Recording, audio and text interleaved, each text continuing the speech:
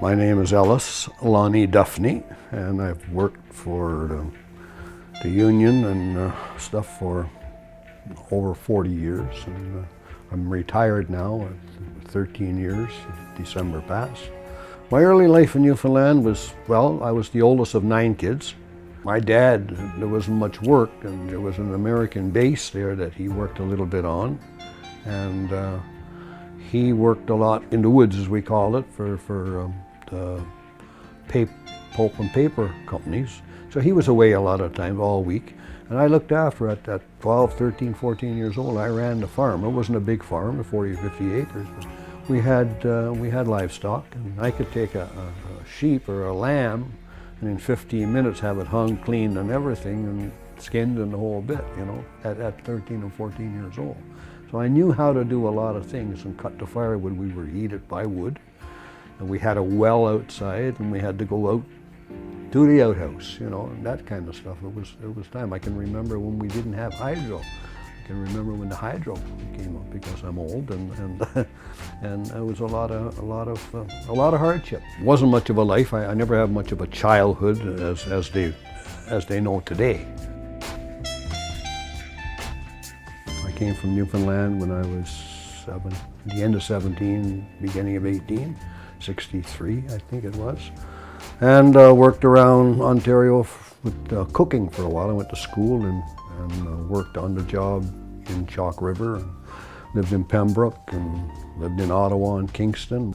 I think 66, I decided to come to Toronto and got out of the cooking and got into utilities. The friends I had from Newfoundland, they were all into this cable business. It was a new thing on the block type of thing, and so I started working with them, and I strapped on a pair of spurs and learned how to climb, and we put cable up, as I said, all over Ontario, and lived in motels.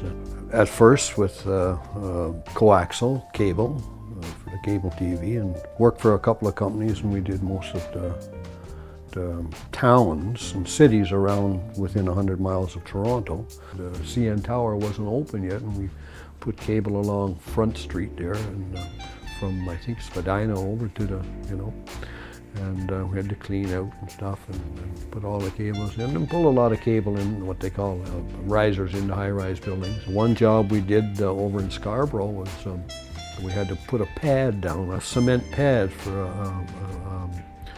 a satellite dish. All the long-distance overseas calls bounced off of that satellite dish to a satellite over the Maritimes, and then over to Europe, and that's how your long-distance calls got to Europe. And that stayed on to only about 10 or 12 years, and then the fiber optics came in, and that was obsolete. Then fiber optics came into play, and again I was on the ground floor for that, and for the last 15, 20 years of my work in the construction, I was mostly on fiber optics.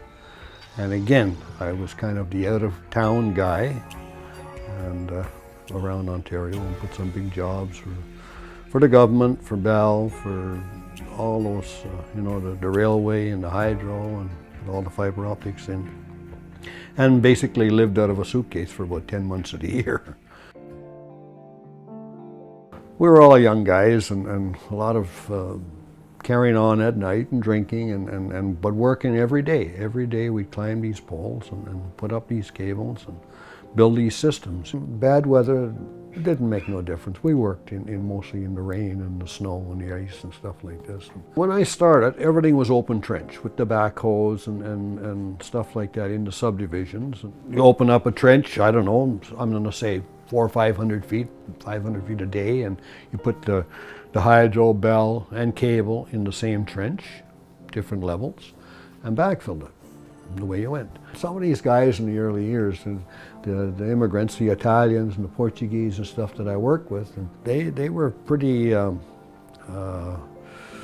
possessive over their tools. For instance, a shovel. They would get a new shovel, and they would put on 3 or 4 pieces of tape, and that was their shovel. Nobody touched their shovel. Later on came the little torpedoes. It was around in different sizes, up to 4-inch, and you dug a hole 6 feet long, 4 feet deep, foot wide, and maybe 20, 30 feet apart. And those machines would, by air, would pound through, and we'd pull the cable through those things, right?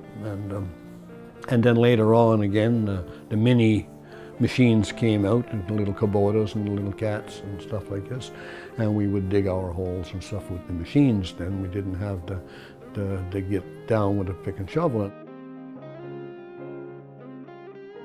Safety was not as it is today. I mean, we strapped on a belt and a pair of spurs, and we went up the pole and did our job. We took our belts off and came down. Sometimes we fell, sometimes, not paying attention, and accidents happen. But nobody really got hurt that much because we weren't that high. No big arrows or nothing on the trucks. It was just, cars went around you, and you walked around the cars sometimes. And I was working on a job in Sarnia. I had to go down into the manhole. I was putting fiber optics in. They opened up a manhole, and it had some gases and water, so they cleaned it all out, got the pressure and stuff. And they put the gas detector in, and they said it was fine. I didn't need the tank or the mask. I went down into the hole, and within probably 30 or 40 seconds of in the hole, the manhole started to turn. And I had enough sense to know that manholes don't turn. There was a lot of gas in there still. And I just made it out of the hole until everything came up. So that was a close call in safety, when it comes to safety, And so after that, I used my own common sense as well, because I had a family, a young family to come home to, and I needed to come home to them on a Friday night. In the 60s, I was doing a subdivision with cable in Scarborough, and we were putting cable in along with the company that was there, putting in the Bell and Hydro and stuff like that. And they says to us, "Are you in the union?" And I said, "No." He says, "Why?" I said, "Well, don't know." I was making $1.25 an hour. So I joined the union. We joined the union, me and a couple of other guys at that time, and all of a sudden we went from $1.25 to $2.35 an hour. So that was a big jump, Later on I became like health and safety and stuff like this. So I would scare them with just take my little green safety book out, and they would get a little. But on the most part, I got along with them. And on the most part, I was the only Canadian a lot of times that worked on these crews, right? And they called me Newfy, Newfy. That was it. That was my name.